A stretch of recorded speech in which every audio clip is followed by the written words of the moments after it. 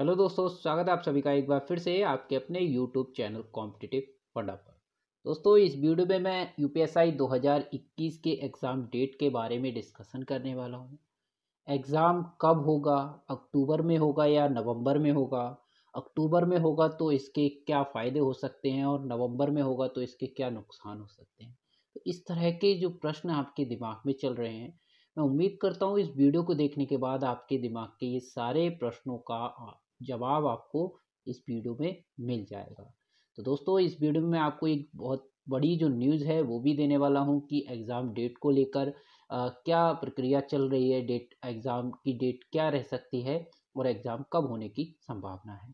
तो बिल्कुल इस वीडियो में हम यही सब चीज़ें जानने वाले हैं। तो चलिए, सबसे पहले मैं आपको वो न्यूज़ दिखा देता हूँ कि जो एग्ज़ाम डेट से संबंधित एक न्यूज़ आई है अमर उजाला में, आज आप देख सकते हैं।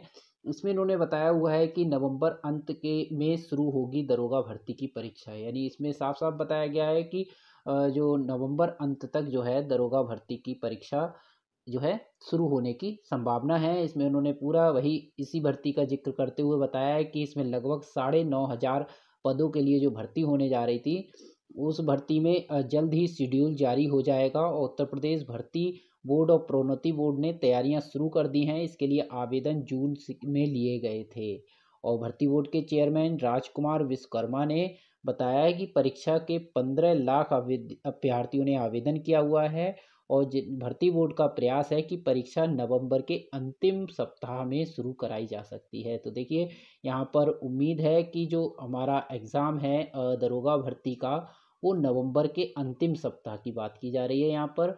तो नवंबर के अंतिम सप्ताह में हो सकता है।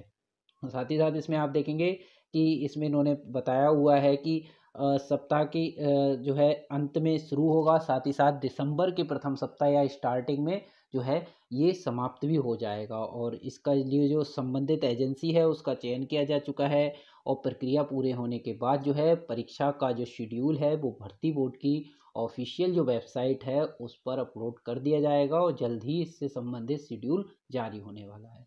यहाँ पर इन्होंने भर्ती के बारे में बताया, जिस भर्ती की बात की गई है तो उससे यही भर्ती की इसमें बताया गया है कि 9,027 नागरिक पुलिस के पद हैं, 484 पीएसी प्लाटून कमांडर के पद हैं, जिसमें 23 अग्निशमन द्वितीय अधिकारी के पद हैं, जिसके लिए 24 फरवरी को नोटिफिकेशन जारी किया गया था। तो यहाँ पर आप देख रहे होंगे साफ साफ जो है आपकी दरोगा भर्ती की यहाँ पर बात हुई है और उन्होंने इसमें बताया गया है कि जो भर्ती बोर्ड के चेयरमैन हैं उनका प्रयास है कि जो परीक्षा है वो नवंबर के अंत में, नवंबर के जो है अंतिम सप्ताह में लगभग जो है प्रारंभ कराने की तैयारियां चल रही हैं। तो उम्मीद है, जैसे कि अब यहाँ पर कन्फ्यूजन ये है कि क्या एग्ज़ाम 20 तारीख को होगा या नहीं होगा, 20 अक्टूबर को। तो देखिए, एग्ज़ाम अगर 20 को होगा या नहीं होगा, तो देखिए मुझे अब जहाँ तक ये लगता है कि अभी भर्ती बोर्ड की तैयारी नहीं है। संभवतः इसमें जो डेट है वो चेंज होने की संभावना है। लेकिन आपको ये चीज़ मान के नहीं चलना है कि डेट बदलेगी या आगे जाएगी, कितना आगे जाएगी मुझे नहीं पता। संभावना है, ऐसा नहीं है कि मैं श्योर कह रहा हूँ कि हो ही जाएगा ऐसा। तो इसलिए आपको बिल्कुल ऐसा नहीं है कि आपको तैयारी बिल्कुल छोड़ देनी है। आपको ये मान के चलना है कि आपका एग्ज़ाम जो है 20 अक्टूबर को है।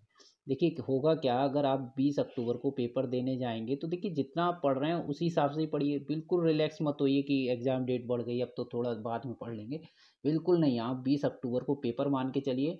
और अगर आप 20 को पेपर नहीं होता है, मान लिया 20 दिन, 1 महीना भी मिलता है आपको, तो उन दिनों में आप उन चीज़ों को अच्छे से तैयार कीजिए जो अभी आपकी तैयार नहीं हो पाई हैं सही से।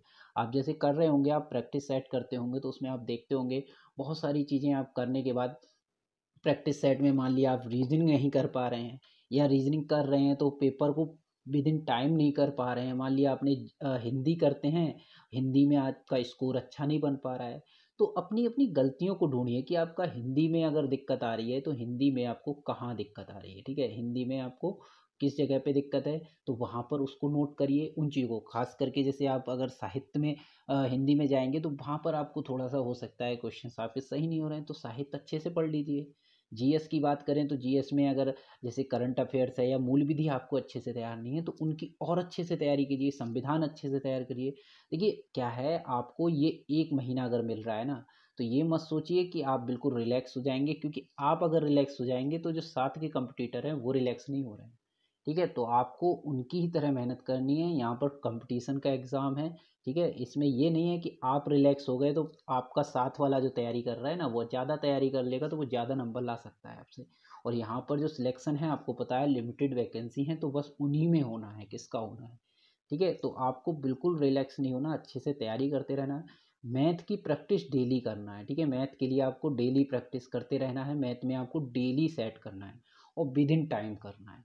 अपना टाइम लगा के करना है कि मुझको हद से है 40 से 45 मिनट में कितनी जल्दी कर सकता हूँ मैं। 40 से 50 तक ले सकते हैं आप। ठीक है, वो अपना अपना आप हिसाब देख सकते हैं। हो सकता है देखिए आपको मैथ और रीजनिंग में टाइम देखना पड़ेगा।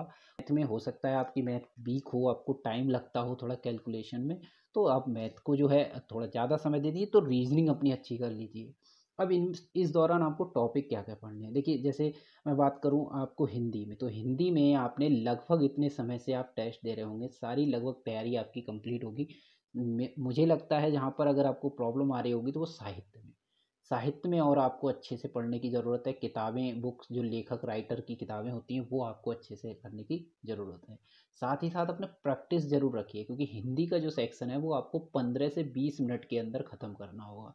ठीक है, अगर आप यहाँ से ओवर जा रहे हैं ना तो आप अपने ऊपर प्रेशर ले लेंगे, क्योंकि एग्ज़ाम के दौरान क्या होगा, अगर आपका जैसे जैसे आपका एक अपना टाइम सेट करिएगा कि मान लिया मैं पेपर देने जैसे ही बैठो, तो आप चाहें तो पहले से प्लान करके रखिए, या फिर कॉपी पे आप लिख सकते हैं कि हिंदी और जीएस जो आपका सेक्शन होगा उसको आपको कुल मिला के जो है अपने 30 से 35 मिनट में कंप्लीट करना है।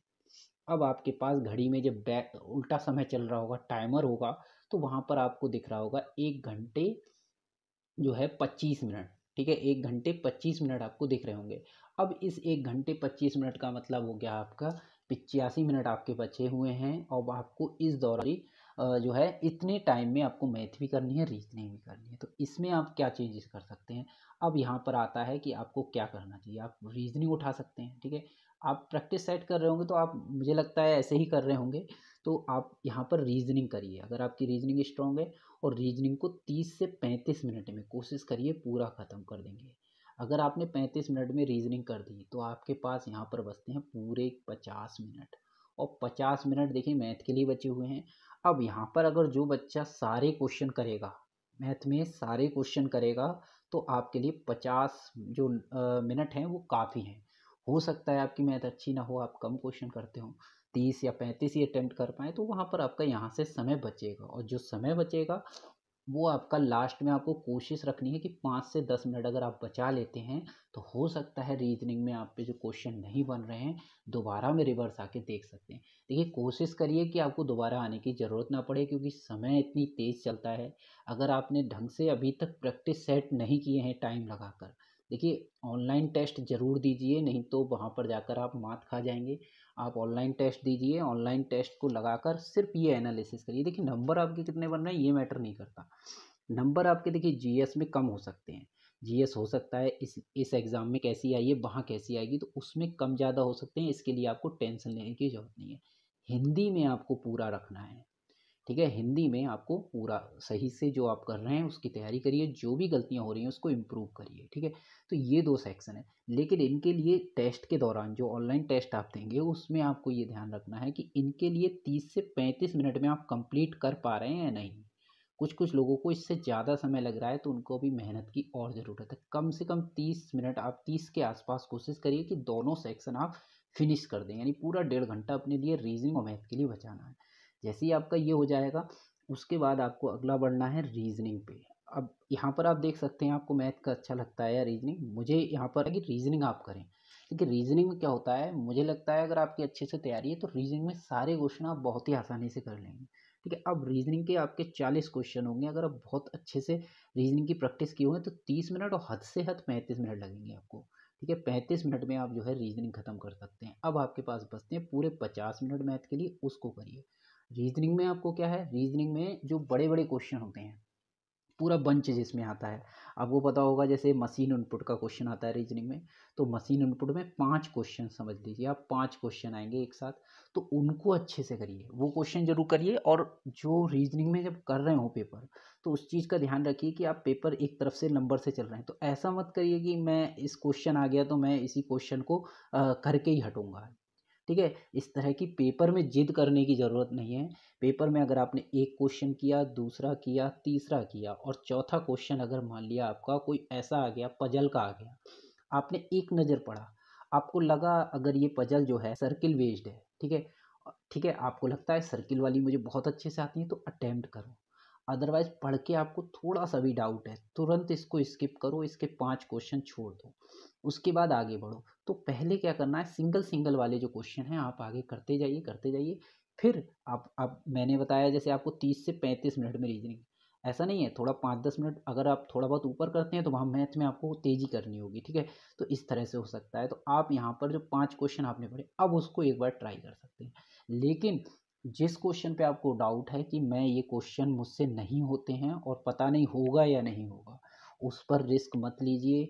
हो सकता है आप उस क्वेश्चन को करने बैठ गए और उस क्वेश्चन में आपने 5 मिनट लगा दिए। अब ये मानिए आपने 5 मिनट लगाए और रिजल्ट निकला 0, 5 मिनट बेकार हुए आपके। हो सकता था उस 5 मिनट में अगर आप मैथ के क्वेश्चन करते तो 5 क्वेश्चन कर लेते। तो बिल्कुल जिद नहीं करना, आपको बिल्कुल थोड़ा सा भी डाउट है स्किप करके दूसरे सेक्शन मैथ पे आ जाइए, ठीक है। मैथ पे जाएंगे, मैथ में 1 बाई 1 क्वेश्चन करते ही जितने नहीं हो रहे हैं छोड़ते जाइए। अब ये मत सोचना कि नेगेटिव मार्किंग नहीं है तो मैं तो तुक्का मारता चलूंगा मैथ में भी।